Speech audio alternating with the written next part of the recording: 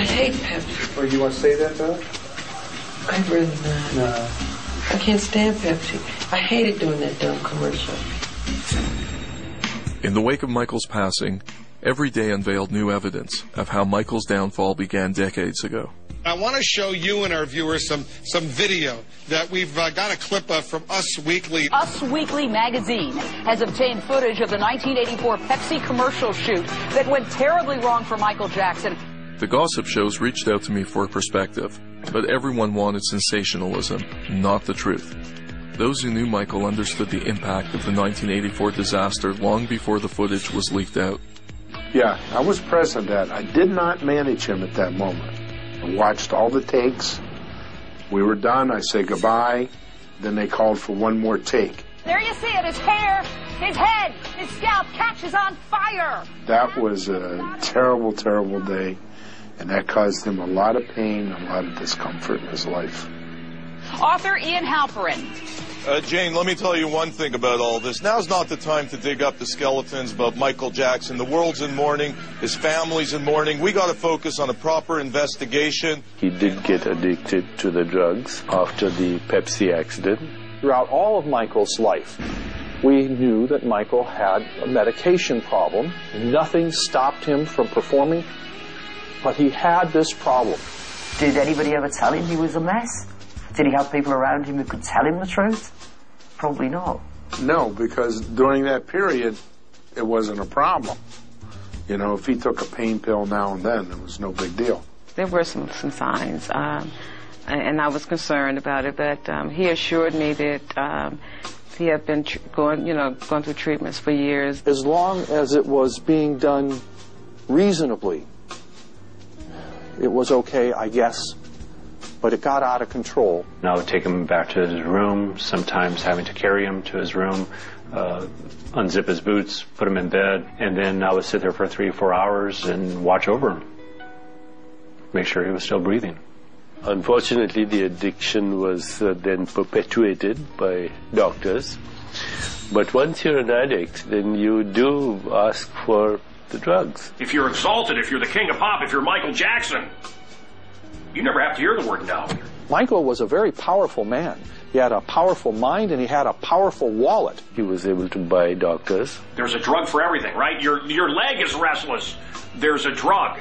He asked me once for a prescription and I refused, and that was a while back, and he never asked me again. I did ask him about it in March. I said, Mike, I don't want to really bring this up, but is there anything, do you need help? Are you taking anything? And he got very indignant. He got mad at me. I was amazed that no substantial intervention seemed to have ever occurred, even after numerous rumors of health issues arose during rehearsals for This Is It. There have been very mixed reports. You can talk to a choreographer who says he was brilliant. You can talk to somebody who said he came in a wheelchair. Now, everybody seems to have an agenda with Michael Jackson. So, was he in a wheelchair?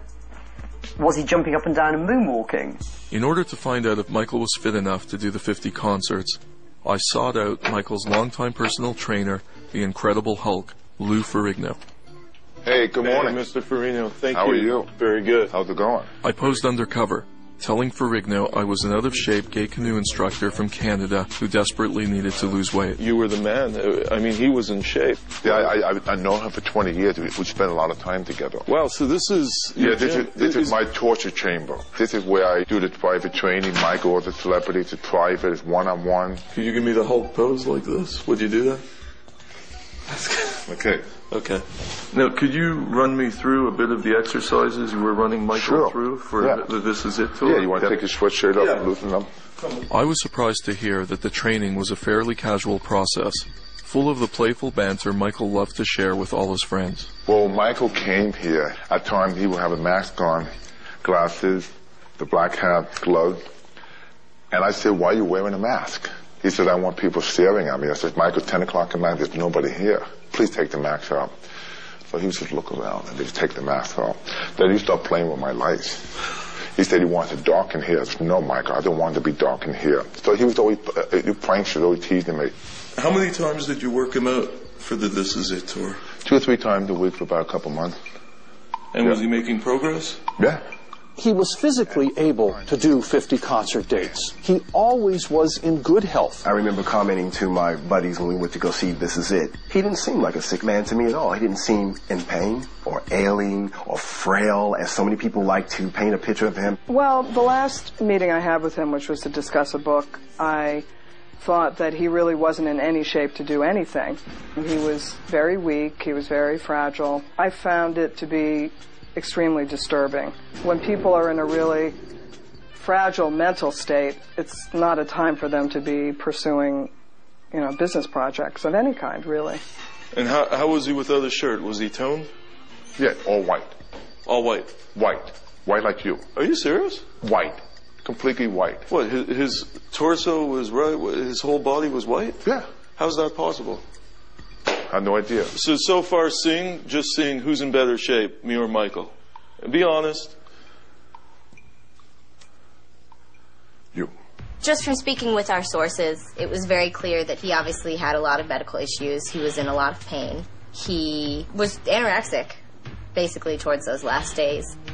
I will say, my last time seeing him, that he had, lost a few more pounds, but I just said that came from him rehearsing hard. Jackson wanted to be light as he can be because of his dancing. He didn't want to put on weight. He was a fanatic about it. So that's why when he came here, we got on the scale to make sure he weighed the same. I said to Michael, now, how much you weigh, it's not the scale, it's how you look in the mirror. But what's interesting, though, he had a complete physical, and he passed with flying color. He saw a doctor here in New York. He gave him what was later described as the body of a NASA astronaut. There was a lot of money at stake, and when that kind of thing happens, people collaborate to make it happen. Maybe he just passed it. Things were fudged, and it happens all the time. Now, I do know that the company in Britain didn't believe the report. Bearing in mind, he was packing literally to go to London when he died. So, in the next few days, they had demanded a second medical when he arrived in London. As rehearsals intensified and fatigue set in, Michael's need for escape grew desperate. Michael had to get on stage at any cost. What Michael Jackson wants, Michael Jackson gets. So if he was to say to Conrad Murray, I cannot sleep, you've got to help me, obviously Conrad Murray did what he felt he had to do to help him sleep. He told me he always had trouble sleeping, and it really bothered him. So he would just stay up late and then wake up maybe like 11, 12 o'clock. When I started with him, he would come here at 10 o'clock at night to midnight. I think Michael Jackson died from exhaustion. He couldn't sleep anymore because he had so many problems. He had so many things that built up over the years that his heart just gave out. You got to remember, he was in debt, $400 million. There was so much stress. We had the two kids. He had to do the tour, trouble sleeping. I think he needed more time to train, because after I trained him, then he would go on Burbank to work with the choreography, the directing, and the tour. I mean, it was a huge task. All I heard during the final weeks of Michael's life is that he was missing his rehearsals. He could not rehearse. AEG announced that there was going to be a postponement. That's the fact. That's what was happening. What you see in the movie, I think, is not an accurate reflection of what really was taking place. I saw that movie, This Is It, and I saw how hard he was working and training, and he was phenomenal. But he was a fragile, 135-pound man, and the pressure eventually, his heart just gave out.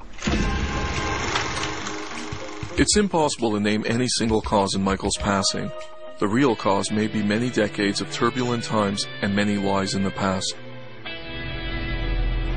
Is that something you just insist on, or is it something I insist on it. I want to sail my own course. I'm the captain of my ship. I take suggestions. I'll listen to what everybody has to say, but the final decision is mine. Jesus said to love the children and be like children. I think he was a classic pedophile. The evidence showed this was a complete setup. I'll get everything I want. There will be straight for him.